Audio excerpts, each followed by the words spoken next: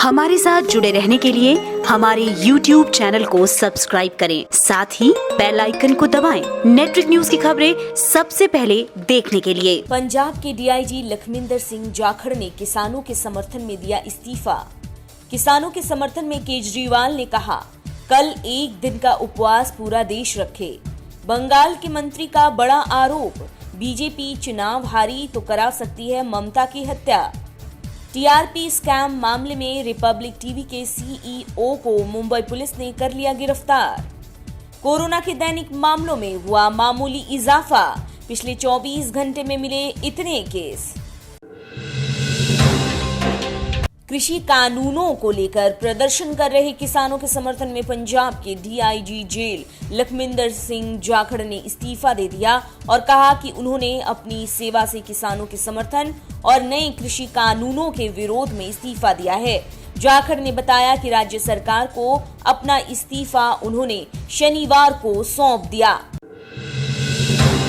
दिल्ली के सीएम अरविंद केजरीवाल ने कहा कि कल यानी सोमवार को किसानों के समर्थन में वो एक दिन का उपवास रखेंगे। सीएम ने लोगों से भी अपील की है कि सब लोग अपने घर में उपवास रखें और किसानों की मांग का समर्थन करें। अरविंद केजरीवाल ने कहा कि अन्ना हजारे के आंदोलन के दौरान जैसे कांग्रेस की सरकार बदनाम करती थी, वैसे ही बीजेपी किसान आंदोलन को बदनाम कर रही है।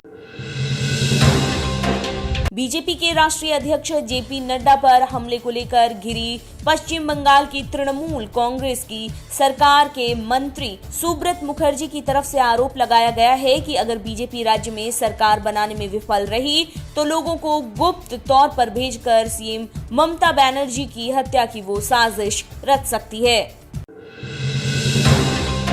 रिपब्लिक टीवी के सीईओ विकास खानचंदानी को मुंबई पुलिस ने कथित टीआरपी घोटाला मामले की जांच को लेकर गिरफ्तार कर लिया। फर्जी टीआरपी घोटाला अक्टूबर में तब सामने आया जब रेटिंग एजेंसी बार्क ने हंसा रिसर्च ग्रुप के जरिए एक शिकायत दर्ज करवाई, जिसमें आरोप जड़ा गया कि टीआरपी के आंकड़ों में कुछ टेलीविजन चैनल हेराफेरी कर रहे हैं। भारत में कोरोना से संक्रमित कुल लोगों की संख्या बढ़कर 98.57 लाख हुई, जिसमें 93.57 लाख लोग ठीक हुए और इसी के साथ लोगों के संक्रमण मुक्त होने की नेशनल रेटिंग 94.93% हो गई। केंद्रीय स्वास्थ्य मंत्रालय के आंकड़े कहते हैं कि रविवार सुबह 8 बजे तक के आंकड़ों के मुताबिक संक्रमण के 30,254 नए केस सामने आए। 391 और लोगों की मौत हो जाने के बाद कुल मृत लोगों की संख्या 1,43,019 हुई।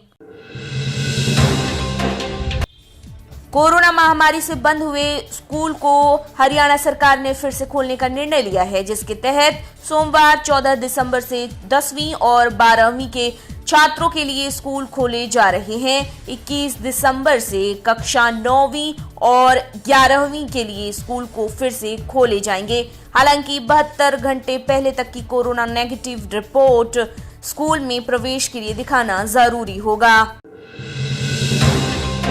वित्त वर्ष 2019-20 के लिए कर्मचारी भविष्य निधि संगठन यानी कि ईपीएफओ करीब 6 करोड़ अंशधारकों के ईपीएफ अकाउंट में एक मुश्त 8.5% का ब्याज दिसंबर के अंत तक डालेगा। इससे पहले सितंबर में हुई श्रम मंत्री संतोष गंगवार की अगुवाई वाली न्यासियों की मीटिंग में ब्याज को 8.15% और 0.35% की 2 किस्तों में ईपीएफओ ने डालने का फैसला किया था।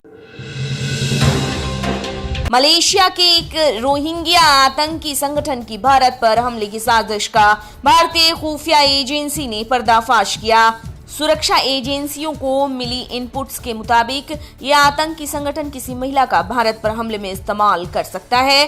कुछ ऐसे वित्तीय लेन देन का एजेंसियों को जानकारी मिली है कि जिनका इस्लामिक प्रचारक जाकिर नाइक से संबंध है। राज्यों को भेजे अलर्ट में ये कहा गया कि आतंकी बोध गया, अयोध्या, पंजाब के साथ ही श्रीनगर पर हमला कर सकते हैं। अपनी फिल्म थलाइवी की कंगना रनौत ने शूटिंग पूरी कर ली है। तमिलनाडु की पूर्व सीएम और एक्ट्रेस जय ललिता की ये फिल्म बायोपिक है, जिसमें कंगना लीड रोल में है। शूटिंग पूरी होने की घोषणा करते हुए कंगना ने लिखा, और फिल्म रैप हो गई। ऐसे किरदार मिल जाएं एक एक्टर को जो उसके अंदर जिंदा हो उठे, ऐसा बहुत कम होता है। मैं उनसे प्यार कर बैठी, पर अब अलविदा का समय आ गया। मिक्स फीलिंग है।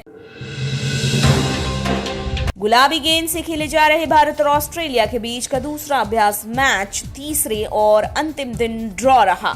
नाबाद शतक बेन मैकडरमोट और जैक विल्डरमुथ ने बनाए। 4 विकेट पर 389 रन के स्कोर पर भारत ने अपनी दूसरी पारी घोषित की। 473 रनों का लक्ष्य ऑस्ट्रेलिया ए को जीत के लिए दिया। भारतीय गेंदबाजों को शुरू में सफलता तो मिली, पर 107 रन की बेन ने और 111 रन की विल्डरमुथ ने नाबाद पारी खेली।